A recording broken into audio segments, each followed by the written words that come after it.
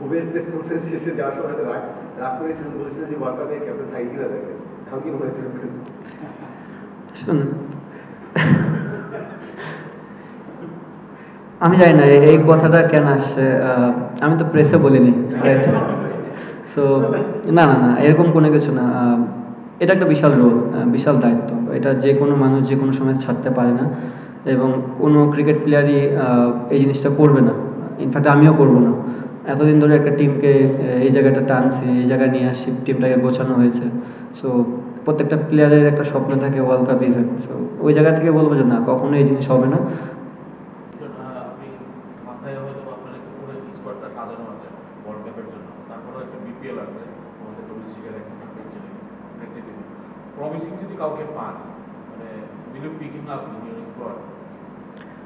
এটা বলাটা এখন খুবই কঠিন, যেহেতু বাংলাদেশ একটা বড় লিগ।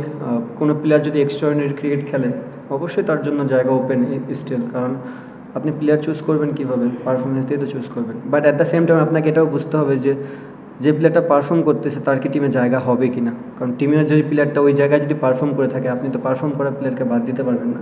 তো সব কিছু মিলায় এখন অনেক একটা মাস আছে, আমরা চিন্তা ভাবনা করি। আর তার থেকে বড় জিনিস, সবচেয়ে বড় যে ব্যাড নিউজটা সবসময় হয় যে ইনজুরি। দোয়া করেন যেন ইনজুরিটা না হয় কোনো প্লেয়ারের। শেখ মেহেদী লাস্ট ম্যাচে এসে বলেছিলেন যে একাদশে না থাকার জন্য এটা মানে অসন্তোষ জানিয়েছিলেন, এবং বলেছিলেন যে মানে তাকে কোনো ব্যাখ্যা দেওয়া হয় না, মানে কেউ একাদশে না থাকলে আপনারা এক্সপ্লেন করেন না, মানে এটা যদি বলতেন নানান কারণে তো থাকতে পারবে না। না দেখেন, অ্যাজ এ ক্যাপ্টেন হিসাবে আমি 11 জনই নামাইতে পারবো। সো আমার কাছে মনে হয়, এই জন্যই বললাম যে আমরা একটা বছর ধরে সব প্লেয়ারকে ট্রাই করেছি। আপনি কাউকে খারাপ বলতে পারবেন না।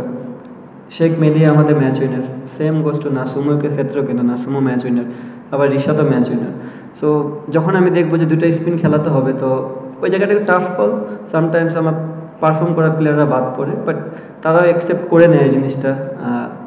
খুব ভালো টিমমেট আমরা সবাই, এবং আমরা সবাই জানি যে টিমের জন্য যে জিনিসটা দরকার তারা সেই জিনিসটা অ্যাকসেপ্ট করে। এবং আমি এখনও বলছি, ভবিষ্যতেও যদি এরকম মনে হয় একটা পারফর্ম করা প্লেয়ারকে ড্রপ করতে হবে এবং কিছু করার নেই সেটা, বাট সবাই এটাতে ইউজ টু এখন এই মুহূর্তে। ক্যাপ্টেন ইমনকে আমরা আজকে চারে দেখেছি, সাধারণত তিনি চারে ব্যাটিং করেন, ওপেন কিংবা ওয়ান ডাউন ব্যাটিং করেন, নির্দিষ্ট কোনো কারণ কি?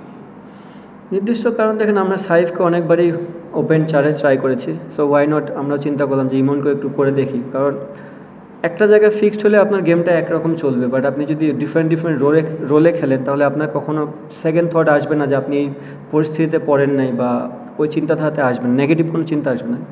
তো সেই জন্যই আমরা তাকে ট্রাই করে দেখলাম। আমার মনে হয় ওভারঅল ইমন ভালো করেছে এই জায়গাটা আজকে। জি এক্সপ্লেন করা হবে না কেন? ক্যাপ্টেন, ওই বাংলাদেশকে চালাই করানোর ক্ষেত্রে আজকে শামীমকে নিয়ে এত কথা হলো, ওই কথাই যাচ্ছিল না। আজকে একটা অপরচুনিটি ছিল, যেহেতু প্রেশার ছিল না, সে তো রিল্যাক্স খেলতে পারতো, সেই অপশনটা আপনার ভেবেছিলেন যে ওকে চারে দেওয়ানো যায় না, যেহেতু ইমন চারে খেলে নাই, সো ওই বেটার অপশন ছিল। হ্যাঁ, বাট আরেকটা উইকেট পড়লে শামীম ব্যাটিংয়ে যেত, হৃদয় হয়তো বা যেত না আজকে। সো তার একটু গেম টাইম দেওয়ানোর চিন্তা ভাবনা ছিল। বাট ইমনের জন্য যে এরকম নতুন আজকে সিচুয়েশনটা হয়তো বা শামীমের জন্য নতুন হতো, যে অনেকদিন পর আসে আবার খেলা। বাট যেহেতু ইমন ভালো খেলে ফেলছে, তামিম ইমন নট আউট ছিল, সো ওই জায়গাটা সুযোগ হয়নি আর কি। সব ধরনের খেলার খবর পেতে সাবস্ক্রাইব করুন, সঙ্গে থাকুন খেলার পাতার।